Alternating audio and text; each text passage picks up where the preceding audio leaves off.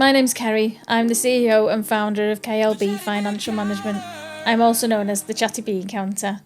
This is our first series and this is our first podcast. And with me today, I've got joining me Al Hughes. And rather than me introduce you, Al, would you like to introduce yourself? Brilliant. Hi, Kerry. Hello. Hello. Thanks for having me on. You're very welcome. I've been pretty excited about this, to be honest. Well, you know that because I've told you 100 times. I think it's really great to be here because I know that what you're trying to do is make accountancy something that's really relatable and exciting for people and drag it into this century, you know. So I'm really proud to be on your show. Thanks for having me. I guess, who am I? I've just recently started up a new business called Hype Podcast Studios, which coincidentally happens to be the business that's filming your podcast, which is great, and very grateful for your business. And I guess the thing that's exciting me about this conversation is I know you're going to go into lots of stuff about how to survive a startup generally, but financially as well, which I know that I've found really useful so far in terms of the support you've given me. So yeah, that's me in a nutshell. I want the podcast series to be about me being visible to our clients and our public, so people can learn a bit more about me, a bit more about the business, and a bit more about our clients, and how running a business or accountancy in general can be a headache, but also help businesses thrive. Yeah, because accountancy is almost one of those thankless tasks, isn't it? It can be, isn't it? There's a lot of jobs like that. I mean, I've worked in some jobs which have felt like massively thankless tasks, to be honest. But I think accountancy is one of those invisible heroes because the fact is, and I've experienced this with you recently. When you have somebody with your skill set who takes away the worry and the pressure, I'm rubbish with my personal finances. I'm rubbish at it. I'm great at, I can build you a great strategy for business. I can build great work cultures and I can run a really great video production company. But if you put a spreadsheet in front of me with personal finances and say, do your accounts, do your end of year accounts, you know, mark up your receipts, I get so lost and it's just not me. So the support that it gives, I think the difference it makes, and the thing that you might not necessarily even consider, the difference it makes to me on a human level, and if it makes a difference to me, I am so confident it makes a difference to everybody you help. It takes away that stress and lets me focus on my business. It really does. It makes such a difference. But as an accountant, I'm guessing it's a pretty thankless task. How many people a day or a week come to you and say, Kerry, I just wanted to say you do a great job. Thanks very much. Quite fortunate that we've got very loyal and so you do hear that. clients. We do, and we've got good reputation. We get lots of referrals, and quite proud of that. I'm quite proud of where the business has come to. Yeah. In the since it's been in operation, and we want to be able to give back. We do give back to our community. Yeah. Some of the clients that we work with, we'll go above and beyond to try and make things happen. Yeah. But running a business is difficult, and those that work for themselves, as you know yourself, you've probably not worked as hard in your life than you have when you was employed. Yeah.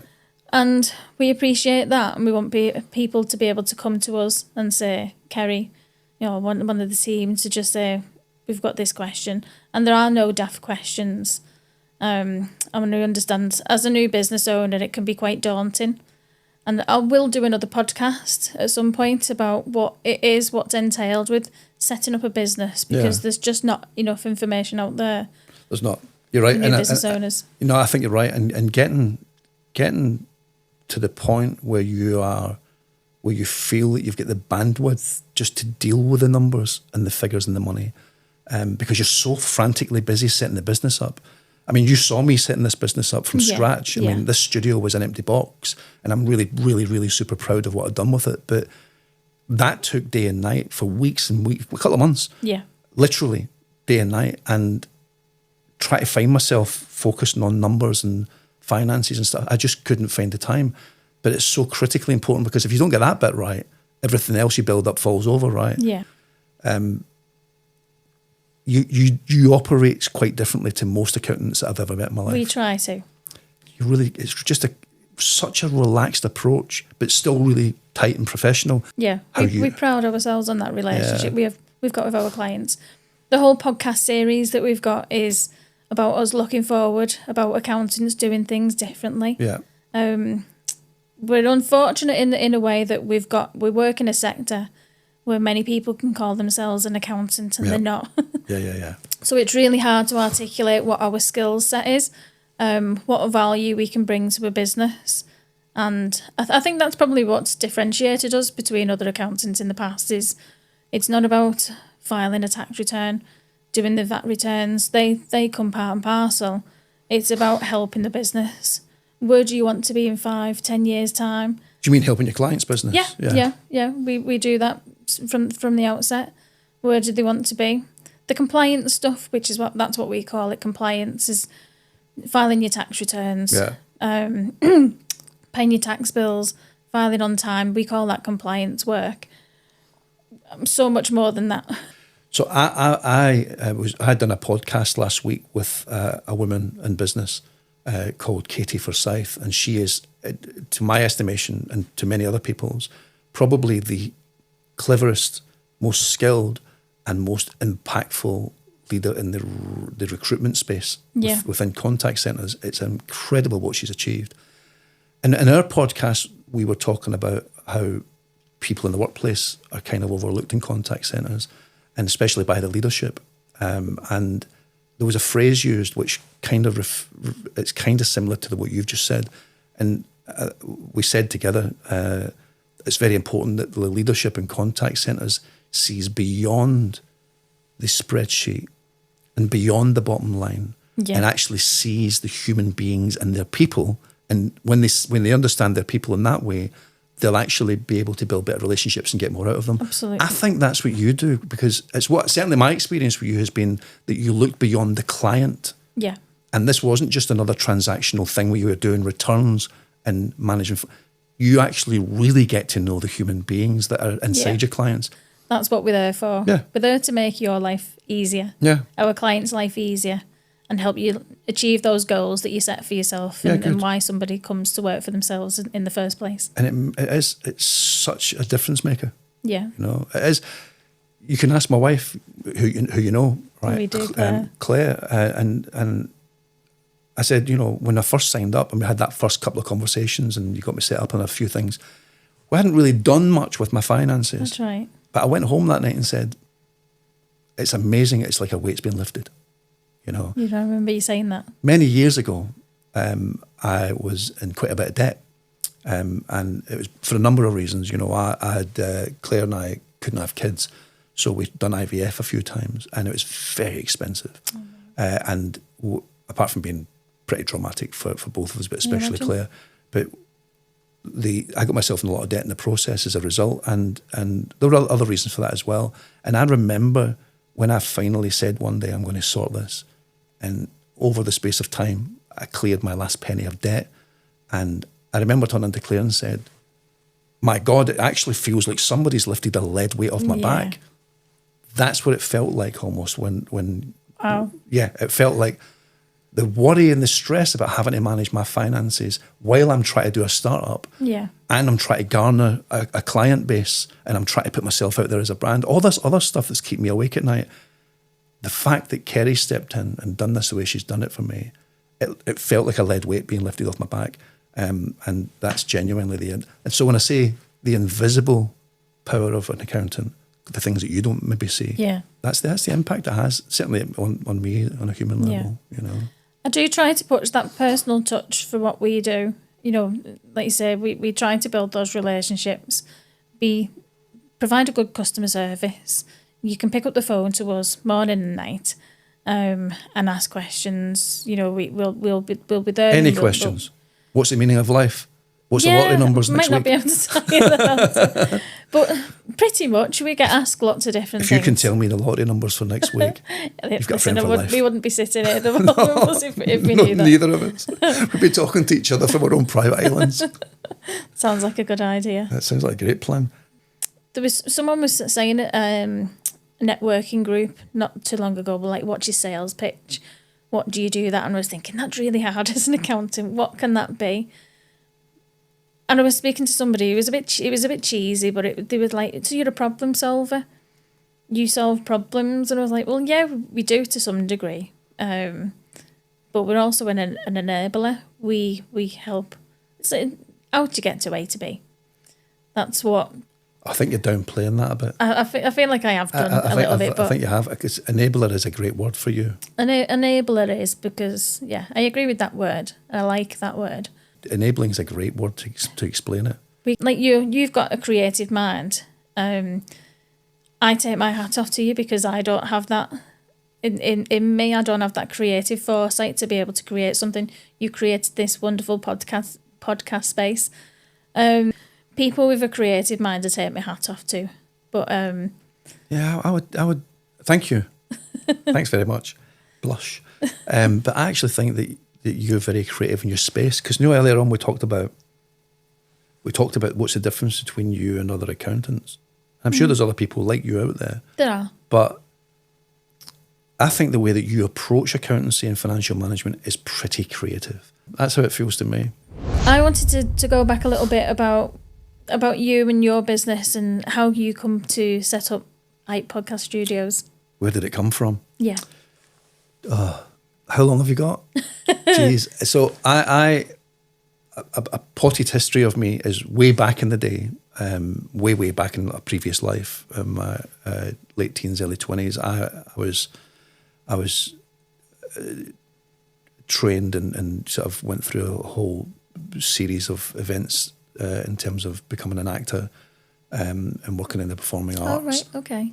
And then I went to the States after my mother died, and kind of wandered away from that as a vision for me, as a career path. Stumbled into a career in the cruise industry. Met Claire, my wife, in 1996 on the ship, and here we are still together. And then when I came back to the UK, I got involved in the customer industry, in contact centres. And that's an industry which is, for me, full of some of the most prolifically skilled people, amazingly skilled people, stunning environments, and just some of the smartest, cleverest people in tech that I've ever worked with. So it gave me a real grounding. And part of that process for me was about how do you get the best out of your work culture, your people, and then help them, because of that, give great service to your customers. And I very quickly discovered, even before it was fashionable, I discovered that video had a power. And rather than send somebody 20 stuffy emails with goals on them and expectations or a memo, it was better to sit and either talk to somebody face-to-face or let them enjoy video, because people remember 80% of what they see and 20% of what they read and hear. And that's very true. So the visual thing about video became very important to me. Fast forward a good number of years, I started to weave it into my strategies. So when I was working as a director or a head of department for whatever brand, I would build in video to some degree in the content as part of the communication solution strategy for the business, enabling people to want to watch it much more than they would want to read an email. I think email's dead. And I think the email culture should be banned, to be honest. And then I was over in South Africa working this year, and I was over there, and I'd done this great piece of work for a client, and we essentially set up a video solution, a whole podcasting studio, a whole philosophy around it, and it made an incredible difference and continues to. People buying into their goals, understanding how to sell properly, understanding how to do lots of things much more because they were watching video than reading an email. Yeah. And I was on the flight on the way back home just this year, and I said, why am I doing this for other people? Why am I doing this for other people? I've got a creative background from way back in the day. I've been doing this for years in terms of doing it as part of my strategic work. And I'm a geek with it, because when I'm at home, I do it. I play with video, I edit, I create, graphic art and all that sort of stuff. I thought, what am I doing? It's taken me a long time. It took me to the ripe age of 57 to realise, actually, I should have done this years ago. Oh. And then I came here, took the space. I had this image in my mind about what it needed to look like and how I could do it differently, and set this up. And I think the thing that differentiates me like you've just talked about how you differentiate yourself. The thing that differentiates me from my sector is there's two things. One, the cost of what I do. I've deliberately priced myself as the lowest price professional studio standard podcast and video production studio in the UK. Deliberately done that. And some people think I'm mad because they're like, well, commercially, you're not going to make a fortune. I don't want to make a fortune. I just want to make enough money to get by, have some savings, and do good work by other people and help them succeed. And I think this is the second thing that differentiates me. It's the same as what you've done. The relationships I have with my clients are fantastic. I will go 10 extra miles. I'll throw in freebies and do extra work for them and stuff, because the point of this is to help people grow and be successful. But that's how I went from A to B. And by the way, before I was, in drama and stuff, way back in the day, before I started that story, I've worked in a morgue, I've worked in a factory, I've stacked shelves in a warehouse, I've done loads of other stuff. But working in a morgue was interesting. Yeah. Was it? I'd like to do something like that. I don't work in a morgue. Yeah. Oh, it's terrible, terrifying. There was I wasn't prepared for it. And my mother had only died about 3 months before. Oh, right. So I was so blinded by just being numb, I think, that I didn't even give this any consideration. But I took the job as a porter in the Royal Infirmary Hospital in Glasgow. Oh, wow. And my boss sent me down with what they called the biscuit tin.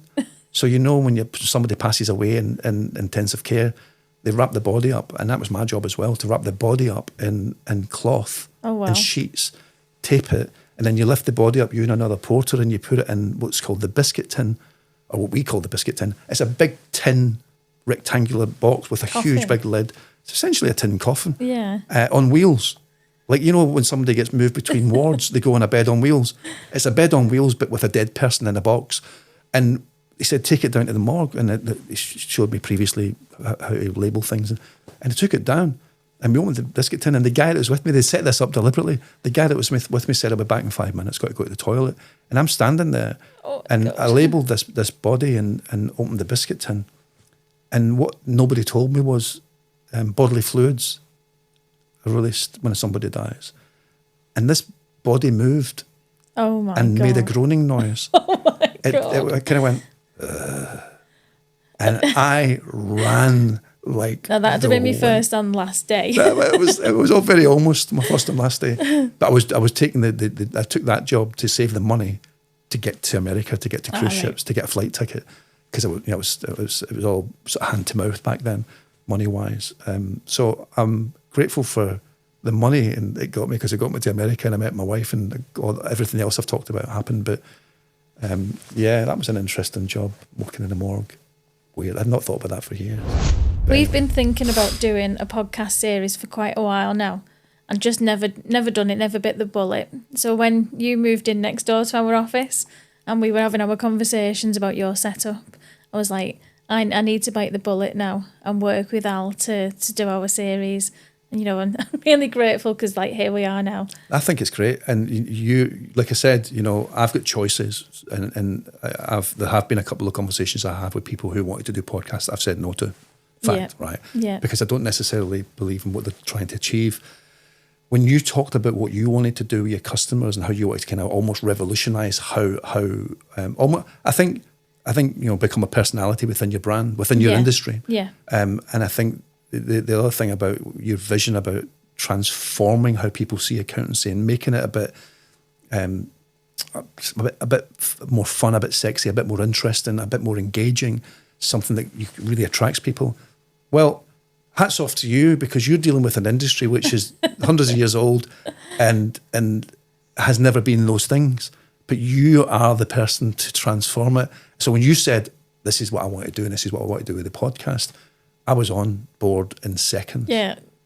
The right person, the right voice, the right experience, the right vision, and I'm in, and you've got all of those things. So it's actually me that's excited to be here. Oh, don't be daft. No, I'm serious. I think genuinely, it's when somebody has that kind of revolutionary creative mindset about wanting to do something different in the space. I talked earlier about Katie Forsyth, the recruitment. I watched that podcast. It was really, really good. Katie's the same. She in the recruitment space, she kind of revolutionised recruitment in the contact center industry. The energy and the vision and the creativity and all that stuff was was really impactful, and I think that's you. But like you say, that brand is important to me. I've been the face of KLB for quite a while, and I wouldn't be able to do what I do without the people that support me. Michelle. She's amazing. She is. Hilarious. She is, and we'll have her on one of the podcasts coming so up. Michelle, just for these guys, Michelle works for you. She does, yeah. She's one of your employees. Yeah. Me and Michelle have known each other since we were teens. She brings a lot to the table. She does. In terms of personality for the brand. Yeah, she does. Yeah. She does. No, she's mad as a box of frogs. She's got a great laugh on her. The both of you do. She makes a really good cup of tea. I'm sure she's got deeper skills than that. She'll kill you for that. No, she does. She's got very good skills. And yes, Michelle she adds so much value to my brand. She makes a great cup of tea. No, she does. She doesn't sing her praises enough. She always says, "Oh, I'm holding like I'm not good enough," but she is, and she's come a long way since we've been working together. But you've brought that out in her as well. I think you're a great team. We both have. We've complemented each other really well. And you'd think it would be unusual for friends to work together, or it would be a bit awkward. Oh, you friends before? Yeah, we have been. I wanted someone to work with me who I could trust. And I reached out to my friends. Michelle was fortunate in the position that she wanted a change and was helping me out on a part-time basis, but I said it could quickly turn into a full-time job. And that was probably just over nearly 5 years. It's great when it works like that, isn't it? That, the difference you probably made to each other then is incredible. Yeah. Security you've given each other. You see her every day, yes. but you don't see much of her every day, do you? No. Because I discovered something the other day, which is, I was telling Claire about it. I'm still laughing about it. It is funny. So can I tell them? Yeah, you can tell people. So, I discovered the other day that in Kerry's office, so you've got Kerry sitting here with her computer facing a screen. Two monitors like that, yeah. You've got Michelle on the other side with 2 monitors, facing each other but with 2 monitors. So they realised they couldn't see each other, and they pulled the monitors apart by that much. And so Kerry talks to Michelle, and Michelle talks to Kerry through a 3-inch gap all day. And it's really funny, because that's what you see. Like, Kerry, do you want a cup of tea? Oh, yes, thanks very much, Michelle. You make a great cup of tea, Michelle. Through a little gap. Cracked me up. I just thought that was so funny. It is. Absolutely hilarious. Great team, though. Great team. It is. We work really well. And we're looking to grow the team. My husband, Mike, he's the operations director. We often get him involved, but he doesn't necessarily want to. But he does help out, and without both their helps, I'd be lost without them. No, that's really cool. And your Chatty Bean Counter name for the podcast, yes. I love it. No, absolutely love it. Doesn't that also say that you're not taking yourself too seriously either? And that's why you're different. Because most accountants wouldn't call it the Chatty Bean Counter, would they? They'd call it something else, much more formal. But I think that even the name of this podcast says something about how much fun you're trying to bring to it. You know what I mean? Yeah. I don't want it to be formal. I want people to feel they can come and approach us, and I don't want it to be as formal. Yeah. I don't want to sit and do videos or send emails that are dictating or providing information like the budget. The budget's going to be released, and we'd normally do like an email circulation or a Facebook post about what the key changes are, and then if it was impacting on some of our clients in particular, I would reach out to them. But it's information and it's blurb that people don't necessarily understand. There's lots of changes that are going to be happening in April for people who are self-employed, and I feel like the information's not necessarily being out there, even though it's a big shift in how tax is going to be. I have no idea what you're talking about. Well, that's it. So there you go. It'll be another episode of our podcast, Amy. So you will get to learn about it, and I'll detail of how it would impact you if it does impact on you. It won't actually impact on you. Okay, great. That's good news. But it will on some of our clients, and it'll be a big shift. So it's easier to put that detail in a podcast, I think. So what's the overall ambition for it then as a podcast? What you for the people that it helps? How's it going to help people? What's the score? I want it to help a multitude of people, individuals, businesses, women, men. You're doing a big women in business. We're going to do a women in business episode. Yeah. That's exciting. Looking forward to that. That'll be later on in the series, episode 3, 4. I can't remember exactly which one it is, but I'm excited about that. You're bringing 4 really incredible women round the table. If you include me as an incredible You are an incredible woman. You're all. I know who's coming, and you're all incredible people. Yeah. Strong women in business, and that's going to be a great conversation. Yeah, I'm looking forward to that. It's going to be great. And I'm not one of these people that champion women's things. I just think give the job to the best the person who can do the job the best. It's not about sex or colour. No, absolutely. It never is with me. So it's not a DEI-led thing. It's about, are you competent? But this is, being a woman who's menopausal has come with its challenges. Yeah. And I've found, and how it's impacted me personally, menopause. And I don't want the podcast to be about menopause, but it's about it'll be part of the subject. Yeah. Is, women around the table will be in that stage of life where it's menopausal and how it impacts on and how business, relationships, everything. How are you treated when you go through the menopause as well? Yeah. I remember years ago, and even before I became, I consider myself quite educated around the menopause now, because I've seen my family go through it. My wife's gone through it now, but even before that, I had that enlightenment about it. I remember a couple of instances in work where men around the boardroom kind of laughing at, not about or with, laughing at some of the women who are clearly going through the menopause and needed support but didn't get it and didn't have it. I'm glad to see it's changing in the world. It feels like it's getting better in business, and it's something that people are more free to talk about now and feel more comfortable talking about. And men are becoming more educated, which is critically important about it. So then it becomes just a supportive relationship, part of the relationship, as opposed to something unusual or weird or scary for men. But it feels to me like it's got better in business. Still got a long way to go. I do think it's still got a long way to go. I agree with you to some respect. I think more businesses, when they have menopause policies now, don't they? Lots of businesses, not enough businesses have these types of policies. Should be mandated. But I've worked in women-only businesses, where the women's leadership team, and all of us have been in that stage of life where we're going through the menopause, and it's hard. Would that have been a challenging boardroom for me to walk into? Yeah. Get out. No, I think my husband were a bit different. I was going to say I didn't come aggressive with it. You might think differently. Yeah. Yeah, I think he'd say you don't differently. think you were aggressive with it. But it's amazing. Did you do HRT? I dabbled with HRT. Right. I don't take anything, and I'm quite fortunate that some of my symptoms have subsided a bit, like the hot flushes and things like Itchiness. Did you get that? I did do. Yeah. They've eased off a bit. I've been looking at different types of alternative therapies type of thing, but amazing, Kerry, how some women can go through it. There's cases where some women can go through it in a couple of years, and some women can go. It's 20 years. Yeah. It can last for a long time, and everything in between. Yeah. I've never understood that. I'd love to find more about why that is. Is it individual biology? I don't know.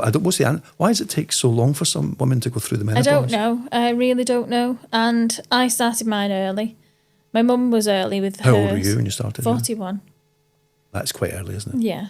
It was around between my 40th and my 41st birthday. Mid-40s is the norm, isn't it? It was. It's normally about 45, 46. Yeah. But not long after my 40th birthday, probably before actually, but I hadn't really noticed.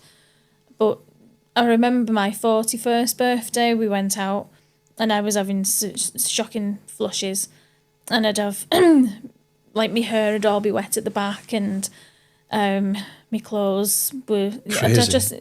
And they come on fast. Yeah. And my husband would be saying, "You're having a flush, aren't you?" And he'd feel the heat coming from me. Yeah. And my friends would be looking at me, they'd say, "What's the matter?" And I'd be taking my jacket off, putting my jacket on. And it was just weird because nobody else was going through it and I was. And I looked in the mirror and I just didn't recognise myself. That's and crazy. Even now, I just Do you feel like a different person? I do feel a different person. Than before the menopause started? The shell that I am now, like my body and what you see on camera here, is different to what I look at in the camera. No, in the mirror. And you mean physically or mentally? Both. You see yourself differently. Yeah. You think it's changed you as a person? It has done. Yeah, it's a weird one. That's interesting. It is. It's very hard to articulate. How? I've just heard you saying it's hard to articulate, but how has it changed you as a person? No, I don't mean physically. I mean in terms of just how you behave as a person. How has it changed you? It knocks your confidence because you don't recognise. Yeah, you look in the mirror and you don't recognise who it is that's looking back at you. It's a very strange. Like I say, it's hard to articulate. Your chemistry's changed. The way your confidence goes. Yeah, you do. Your memory. Your brain fog. Yeah, brain fog's horrendous. Me and Michelle, we laugh about it, but it's a serious thing. I must have been going through the menopause for 57 years, Kerry. I think my husband would say the same. Claire will tell you I'm the most forgetful person. Anybody will tell you. Me and my husband are constantly saying to each other, have you seen my glasses? Have you seen my watch? You're like, don't know. It's terrifying. But it is. It's. But I, that's interesting for me because I know that it's physically and chemically it's a very challenging period in a woman's life. But to know that actually it affects you on an internal, a mental level and how your character changes. Day to day. So interesting. I've learned there's a secret code. I've learned by watching Claire when it's time to shut up. Yeah. I've learned to know when to leave a room. My husband to say. It's really good.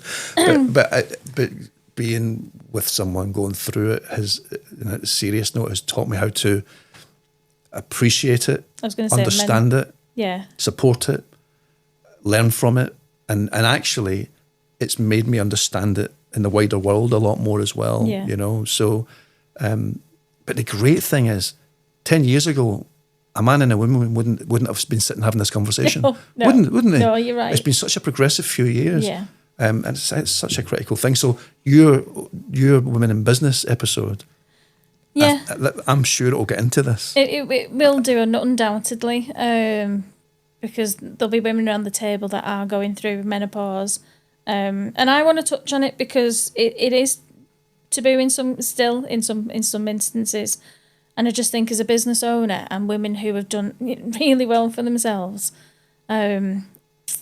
I'd like to know how it impacts on them. So I'm looking forward to that podcast. And to get to the point of you're doing really well for yourself, carrying the weight of menopause. Yeah. It'd be like running a 100-mile sprint with a big ball and chain around your ankle, isn't it? It feels like it. But women do it. Women get through it. That's why women are better than men. Yeah. Women are better linear thinkers. They're stronger people, and they have sustainability. They last till the end of whatever they're trying to achieve. Yeah. Men are just like, those hoovers, the robotic hoovers you get now. It just fires about the room and bangs into things randomly until it gets the job done. I think that's men. We just go through life banging into things and we eventually get there, But I think women are much more logical, much more considered in how they do things and, and thoughtful about how they get there, But there you go. So that's going to be a great episode. I'm looking forward to that one. So I'm a trustee of the Viking Sports Foundation. Right. That's the sports foundation attached to the Widnes Vikings Rugby Club. It is. And it's going to change its name. It's going to be called Widnes Vikings Foundation. Awesome. That's such a good thing you're doing there. It is. And I joined in about February, March time. Oh, this year? Yeah. Oh, was it really? I thought you were much longer. No. We've been involved in the club in some respects, and so has Michelle. Michelle's got a history with the club. And this is crazy as a box of frogs, Michelle. Yeah. Right, okay.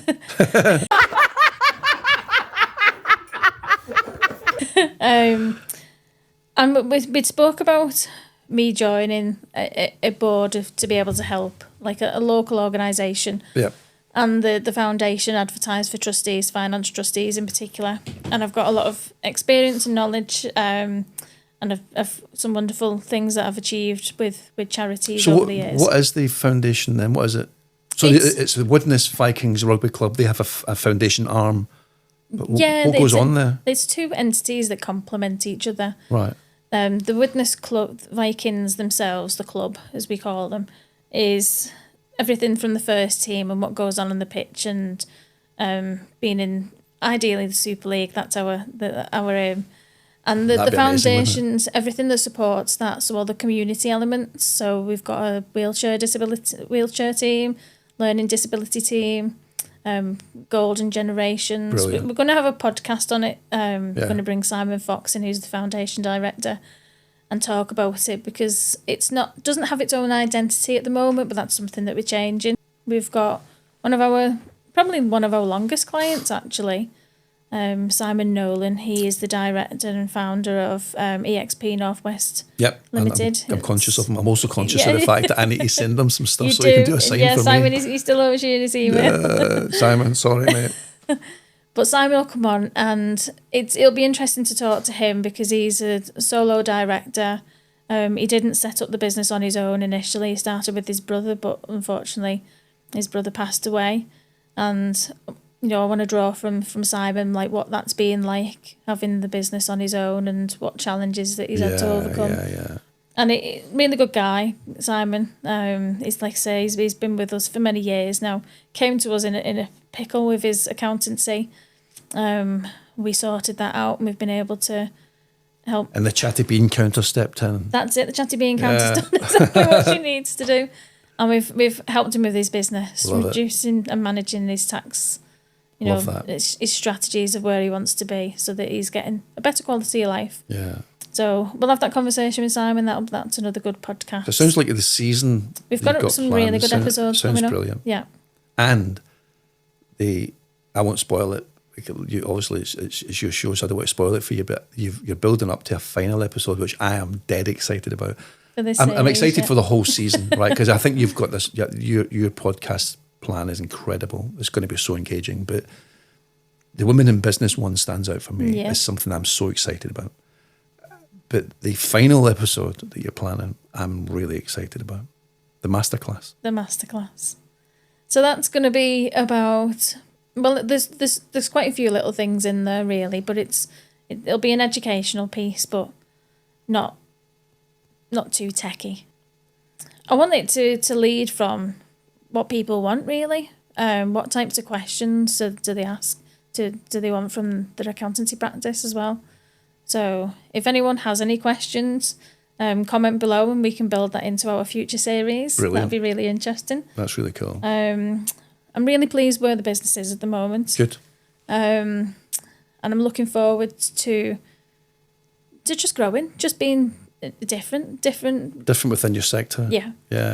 I think you're well on that journey.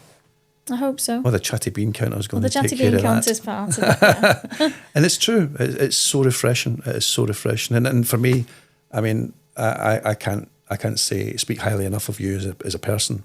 But as a person within your trade, it's very easy to say all the right things about you because they're true, and it ultimately at the end of the day comes down to how you see the people that you have as clients as important, as people, not just as clients. And that's evident in everything you do, and it's never forced.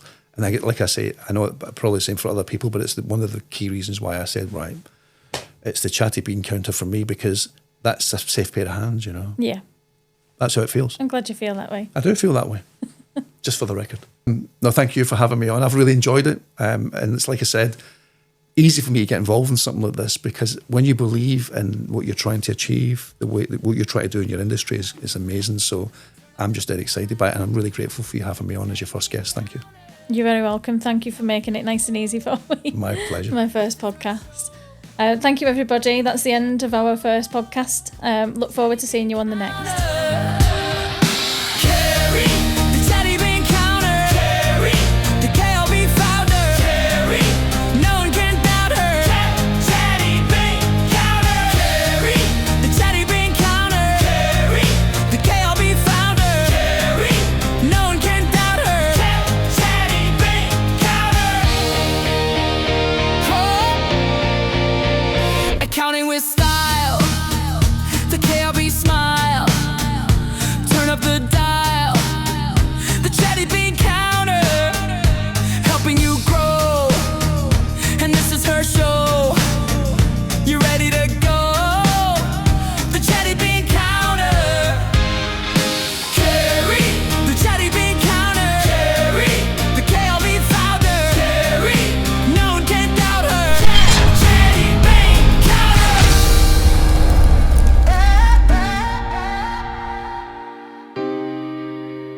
The Chatty Bean Counter.